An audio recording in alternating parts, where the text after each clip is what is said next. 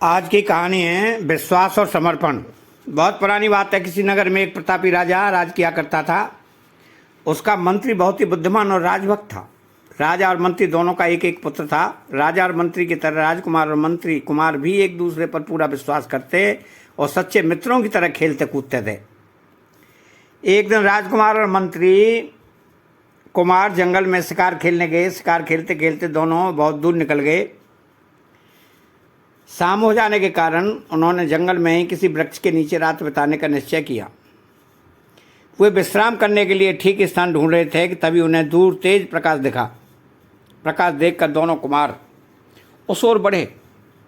एक भयंकर सांप प्रकाश की सीमा में घूमता हुआ दिखाई दिया। तेज प्रकाश उसी सांप की मणि से निकल रहा था। मंत्री कुमार ने राजकुमार से कहा कि बड़ा विषधर सांप है। इसकी मणि यदि किसी वस्तु से ढक दी जाए तो यह सरलता से मारा जा सकता है। थोड़ा सोच विचार कर दोनों कुमारों ने तालाब से थोड़ी गीली मिट्टी लाकर मणि के ऊपर डाल दी। मिट्टी के नीचे मणि दब जाने से बिल्कुल अंधेरा हो गया। सांप व्याकुल होकर इधर उधर फन मारने लगा। तभी मौका देखकर दोनों कुमारों ने तलवार से सांप के टुकड़े टुकड़े कर दिए और मणि उठा ली। फिर निश्चिंत होकर रात भर विश्राम किया। सुबह उठकर दोनों कुमार जंगल में इधर उधर घूम रहे थे तो थोड़ी दूर पर उन्हें कोई सरोवर दिखाई दिया। सरोवर के चारों ओर बड़ी ही सुंदर फुलवारी बनी हुई थी, परंतु सरोवर के तट पर कोई लड़की दुखी होकर रो रही थी। यह देखकर दोनों कुमार लड़की के पास गए और पूछने लगे कि तुम्हें क्या दुख है, जो यूँ फूट फूट कर रो रही हो। लड़की ने कहा, मैं राजा की लड़की हूँ। यह बगीचा और सरोवर मेरे पिता ने बनवाया था। यहाँ से थोड़ी दूर पर मेरे पिता ने एक महल भी बनवाया था। मैं अपने माता पिता के साथ उसी महल में रहती थी, परंतु एक विषधर सांप ने एक एक करके मेरे माता पिता को डस लिया। आज मेरी बारी है। सांप अभी आता होगा, मुझे ही डसकर मार डालेगा। इतना कहकर लड़की फिर आंसू बहाने लगी। दोनों कुमारों ने कहा, रो मत। अब वह सांप तुम्हें डसने के लिए जीवित नहीं है। हमने कल रात उसे मार डाला है। यह सुनकर राजकुमारी खुशी से फूली नहीं समाई। दोनों कुमार जब चलने लगे तो राजकुमारी ने कहा कि आपका यह उपकार मैं जिंदगी भर नहीं भूलूंगी। शायद आप शिकारी हैं और बहुत थके हुए जान पड़ते हैं। मैं चाहती हूं कि आप कुछ दिन मेरे अतिथि बनकर रहें। मुझे विश्वास है कि आप मेरे इस अनुरोध को टालेंगे नहीं। दोनों कुमार पास ही बने राजा के महल में गए। दोनों कुमारों के लिए राजकुमारी हर प्रकार का सुख साधन जुटा दिया। दोनों कुमार चैन से महल में रहने लगे और नित्य जंगल में शिकार खेलने जाने लगे। उनके रहने से राजकुमारी भी खुद को सुरक्षित महसूस करने लगी। एक दिन जब दोनों कुमार शिकार खेलने चले गए तो राजकुमारी सरोवर में स्नान करने गई। जब राजकुमारी स्नान कर रही थी तो कोई अन्य शिकारी राजकुमार सरोवर में पानी पीने आया और राजकुमारी को देखकर वहीं बेहोश होकर गिर गया। जब राजकुमारी स्नान करके चली गई तो राजकुमार को होश आया, परंतु आसपास चारों ओर राजकुमारी को न देखकर वह पागल हो गया और बार बार कहने लगा कि अभी थी, अभी गायब हो गई। यही वाक्य बार बार कहते कहते राजकुमार अपने महल में गया। राजा अपने बेटे की पागलों जैसी दशा देखकर बड़े चिंतित हुए। सारे राज्य में यह शोर हो गया कि राजकुमार पागल हो गया। वैद्य के उपचार से भी वह पागल राजकुमार कई दिन तक ठीक नहीं हुआ तो राजा ने घोषणा कर दी कि जो व्यक्ति राजकुमार का पागलपन दूर कर देगा उसे हम अपना आधा राज्य दे देंगे और उसी के साथ राजकुमारी का विवाह भी कर देंगे। राजा की घोषणा सुनकर महल के पास रहने वाली बुढ़िया ने सोचा तो हो सकता है राजकुमार को किसी ने जादू टोना कर दिया हो। यह सोचकर बुढ़िया राजा के पास गई और बोली कि मैं राजकुमार का पागलपन दूर करने की कोशिश करूंगी, लेकिन इसके लिए मुझे राजकुमार के साथ शिकार खेलने जाने वाले सिपाहियों की जरूरत पड़ेगी। राजा ने तुरंत राजकुमार के साथ शिकार के लिए जाने वाले सिपाहियों को बुढ़िया के साथ जाने का आदेश दे दिया। बुढ़िया ने सिपाहियों से कहा कि जिस दिन राजकुमार पागल हुआ था उस दिन कहाँ कहाँ शिकार खेलने गया था, मुझे चलकर दिखाओ। कई स्थानों पर घुमाते फिराते सिपाही बुढ़िया को लेकर जब सरोवर के निकट पहुंचे तो उस समय भी राजकुमारी स्नान करने आई हुई थी। चतुर बुढ़िया ने परम सुंदरी राजकुमारी को देखते ही तुरंत समझ लिया कि अवश्य इस राजकुमारी के रूप से राजकुमार पागल हुआ है। बुढ़िया ने सिपाहियों से सरोवर के पास झोंपड़ी बनाने के लिए कहा। जब झोंपड़ी बन गई तो बुढ़िया उसी में रहने लगी। कई दिन तक बुढ़िया प्रतिदिन राजकुमारी का आना और सरोवर में स्नान करके चली जाना देखती रही। एक दिन जब राजकुमारी स्नान करके जाने लगी तो बुढ़िया ने कहा कि बेटी इधर आओ, मैं कई दिन से झोंपड़ी में रहती हूँ, तुम नित्य आती हो और स्नान करके चली जाती हो, कभी मुझ बुढ़िया के पास भी आकर बैठ जाया करो। इससे मेरा और तुम्हारा दोनों का ही समय बातचीत से कट जाया करेगा। बातों बातों में बुढ़िया ने कुछ देर तक राजकुमारी को बैठाए रखा। कुछ देर के बाद जब राजकुमारी जाने लगी तो बुढ़िया ने सिपाहियों को इशारा कर दिया। सिपाहियों ने जबरदस्ती राजकुमारी को उठाकर राजा के महल में पहुंचा दिया। राजकुमारी फूट फूट कर रोती और बुढ़िया को कोसती। राजकुमारी की यह दशा देखकर राजा को बड़ा दुख हुआ। राजा ने बुढ़िया को बुलाकर पूछा कि इस बेचारी लड़की को तू यहां क्यों पकड़ लाई। बुढ़िया ने कहा, महाराज यही वो रूपवती लड़की है जिसके रूप से राजकुमार पागल हुआ है। राजा को जब बुढ़िया की बातों पर विश्वास हो गया तो राजकुमारी से बोला कि बेटी तुम्हें यहाँ किसी प्रकार का कष्ट नहीं होगा। यदि सच में तुम्हारे कारण मेरा बेटा पागल हुआ है तो तुम मेरी सहायता करो। मेरा एक ही बेटा है, मैं चाहता हूँ कि उसके साथ तुम अपना विवाह कर लो। राजकुमारी बुढ़िया की दुष्टता से क्रोध के मारे जल रही थी।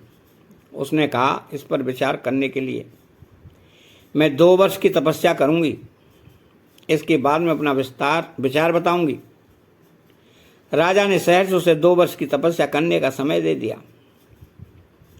राजकुमार ने जब राजकुमारी को देखा और उसे यह मालूम हुआ कि राजकुमारी यहीं महल में ही तपस्या करेगी तो उसका पागलपन दूर हो गया।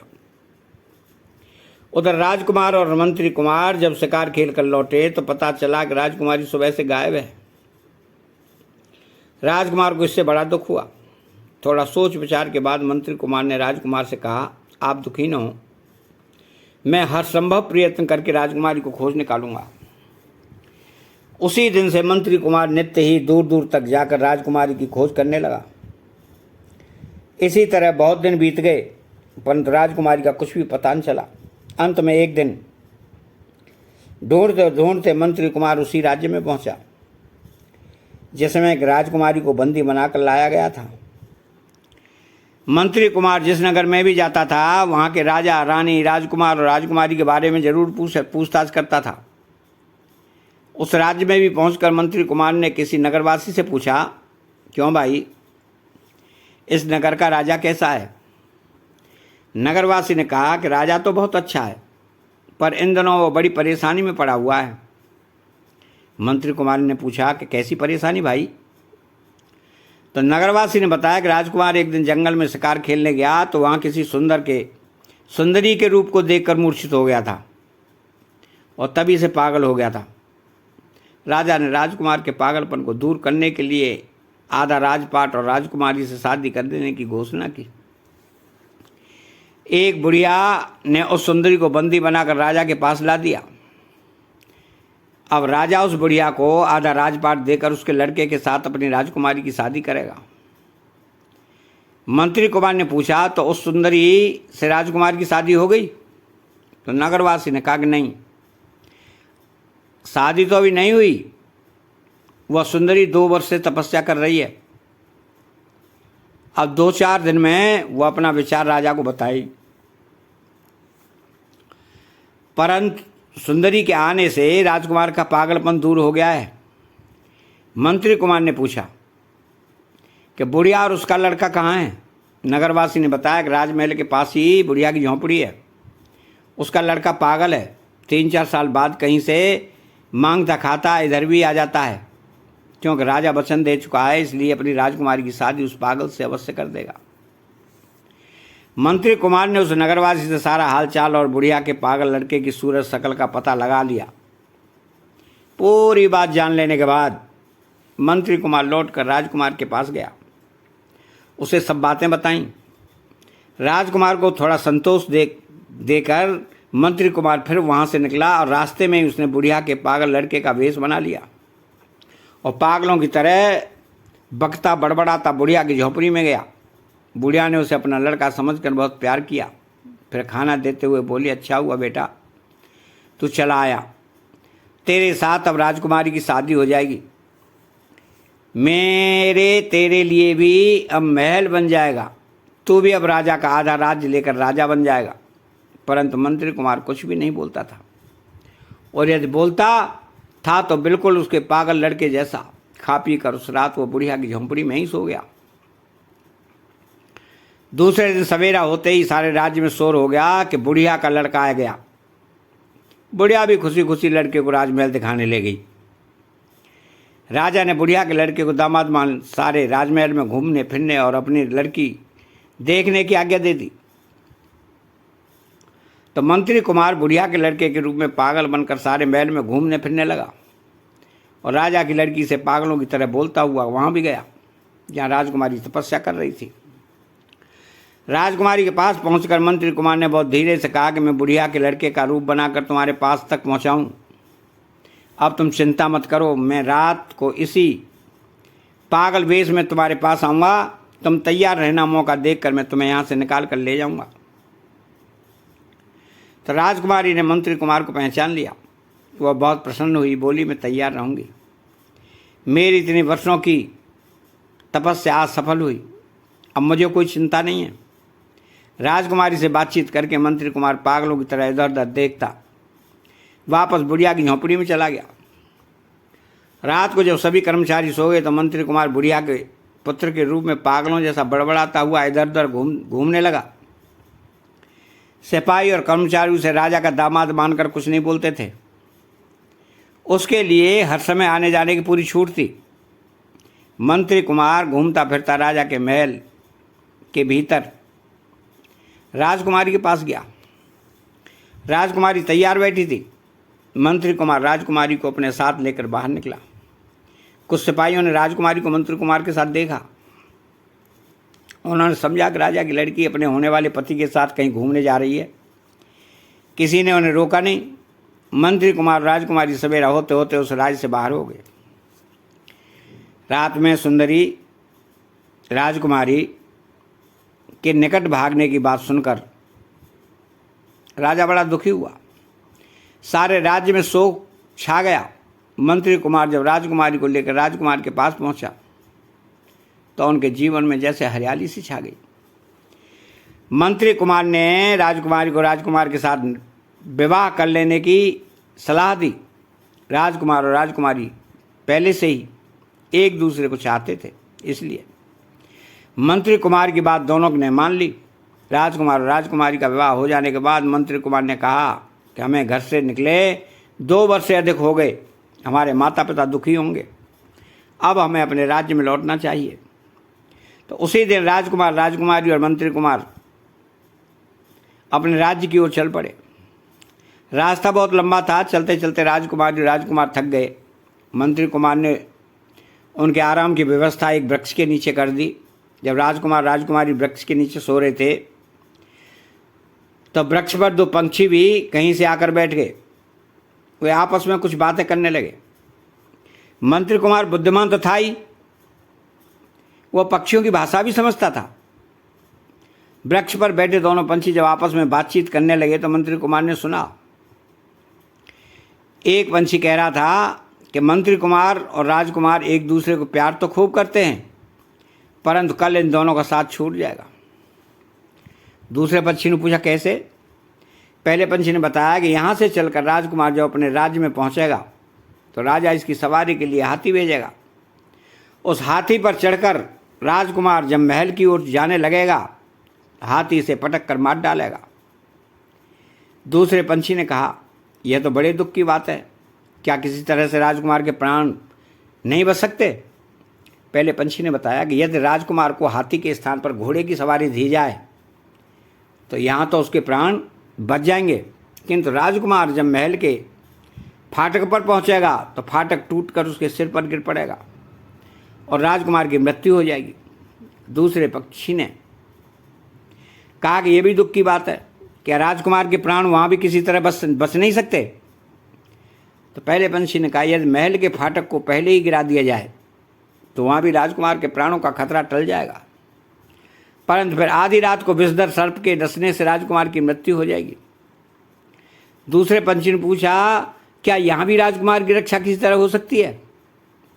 तो पहले पक्षी ने कहा, यदि सर्प को कोई मार दे तो राजकुमार के प्राण बच जाएंगे, किंतु यदि राजकुमार की रक्षा करने वाला किसी से इन बातों को बताएगा तो पत्थर का हो जाएगा। दूसरे पक्षी ने पूछा, क्या वो पत्थर से कभी मनुष्य भी बन सकेगा? तो पहले पक्षी ने कहा कि यदि उस पत्थर के सामने राजकुमार के 2 पुत्र का बलिदान दिया जाएगा तो वह पत्थर जीवित होकर मनुष्य हो जाएगा। दूसरे पक्षी ने कहा, अंत में फिर भी राजकुमार को अपने 2 पुत्रों का बलिदान देना ही पड़ेगा। क्या राजकुमार के दोनों पुत्रों के जीवित होने का भी कोई उपाय है? पहले पक्षी ने कहा कि वही मनुष्य जो पत्थर शरीर से जीवित होकर मनुष्य शरीर धारण करेगा, यदि उन पर अपना हाथ फेर देगा तो वे दोनों जीवित हो जाएंगे। सुबह हो गई थी, दोनों पक्षी उड़ गए। मंत्री कुमार उनकी सारी बातें सुनता समझता रहा था। उसने राजकुमार राजकुमारी को जगाया और राज्य की ओर चल पड़े। दूसरे दिन राजकुमार अपनी सीमा में पहुंचा तो चारों ओर खुशियां मनाई जाने लगीं। राजा ने सीमा पर हे उसके लिए सवारियां, हाथी, घोड़ा और पालकी भेज दी, किंतु राजकुमार जब हाथी पर सवार होने लगा तो मंत्री कुमार ने, जिसे पक्षी की बातें याद थीं, राजकुमार से कहा, राजकुमार, मेरी इच्छा है कि आज मैं हाथी पर चढ़कर राजमहल तक चलूं और तुम घोड़े पर चढ़कर चलो। राजकुमार ने कहा, इसमें कौन सी बड़ी बात है, लो मैं घोड़े पर बैठता हूँ, तुम हाथी पर चढ़ जाओ। तो मंत्री कुमार हाथी पर, राजकुमारी पालकी में और राजकुमार घोड़े पर चढ़कर महल तक गए। महल के फाटक के पास पहुंचकर मंत्री कुमार ने पंछी की बात याद करके राजकुमार से कहा, राजकुमार, यदि तुम मेरी बात मानो तो यह फाटक गिरवा कर फिर महल के भीतर प्रवेश करो। तो राजकुमार मंत्री कुमार की कोई भी बात टाल नहीं सकता था। उसने पिता से कहकर महल का फाटक गिरवा दिया। इसके बाद राजकुमारी सहित राजकुमार और मंत्री महल में गए। उस दिन सारे राज्य में बाजे बजा बजा कर खुशियाँ मनाई जा रही थीं, किंतु मंत्री कुमार का चित्त पंछी की बातों को सोचता रहा। रात को 12 बजे जब सारा नगर सो गया तो मंत्री कुमार तलवार लेकर राजकुमार के कमरे में गया। राजकुमार के कमरे के बाहर पहरा देने वाले सिपाहियों ने मंत्री कुमार को देखा, परंतु मंत्री कुमार से राजकुमार की प्रगाढ़ मित्रता थी, इसलिए किसी ने उसे रोका नहीं। राजकुमार के कमरे में पहुंचकर मंत्री कुमार ने देखा कि राजकुमार गहरी निद्रा में सोया पड़ा है और एक काला सांप उसे डसने के लिए पलंग पर चढ़ रहा है। मंत्री कुमार ने खट से तलवार निकालकर सांप का सिर काट दिया। तलवार की आवाज़ सुनकर राजकुमार जाग पड़ा और बाहर पहरा देने वाले सिपाही भी दौड़े। सभी ने मंत्री कुमार के हाथ में नंगी तलवार देखकर बड़ा आश्चर्य किया। सारे महल में तहलका मच गया। सिपाहियों ने मंत्री कुमार को राजा के सामने पेश किया। क्रोध आकर राजा ने बिना कुछ सोचे समझे मंत्री कुमार को फांसी का हुक्म दे दिया। तो मंत्री कुमार रात भर कारागार में बंद रहा। दूसरे दिन सारी प्रजा के सामने उसे फांसी दी जाने वाली थी। राजकुमार और राजकुमारी मंत्री कुमार के इस व्यवहार को समझ नहीं पा रहे थे। राजकुमारी को तो इस पर विश्वास ही नहीं हो रहा था, परंतु बात कुछ हुई ही ऐसी उल्टी थी कि किसी का कोई इशारा नहीं था। दूसरे दिन जब फांसी का समय हुआ तो बड़े दरबार के सामने राजा ने कहा कि हमारे यहाँ नियम है कि फांसी देते समय अपराधी की आखिरी इच्छा पूरी करने की कोशिश की जाती है। बोलो, तुम्हारी अंतिम इच्छा क्या है? तो मंत्री कुमार ने कहा कि महाराज, आप न्यायी और कृपालु हैं। यदि आपका यही नियम है तो राजकुमार और राजकुमारी को भी दरबार में बुलाया जाए। उनके सामने कुछ गुप्त भेद की बातें बताना चाहता हूँ। राजकुमार और राजकुमारी जब दरबार में आ गए तो मंत्री कुमार ने कहा, यद्यपि सारी बातें कह चुकने के बाद थोड़ा थोड़ा करके मेरा शरीर पत्थर का हो जाएगा, फिर भी मुझे इसकी तनिक भी चिंता नहीं है, परंतु मैं मित्रद्रोही कहलाकर इस लोक से जाना नहीं चाहता। मंत्री कुमार ने कहना शुरू किया कि महाराज, जब राजकुमार और राजकुमारी के साथ मैं जंगल से लौट रहा था तो एक वृक्ष पर दो पक्षी आपस में बातें कर रहे थे। मैं पक्षियों की भाषा समझता हूँ। एक पक्षी कह रहा था कि महल जाते समय राजकुमार को हाथी पटक कर मार देगा, यदि उसे घोड़े पर बैठाया जाए तो उसके प्राण बच सकते हैं। इसी कारण मैंने राजकुमार को घोड़े पर बैठाया था और स्वयं हाथी पर बैठा था। इतना कहने के बाद मंत्री कुमार पैरों तक पत्थर का हो गया। यह देखकर सबको बड़ा आश्चर्य हुआ।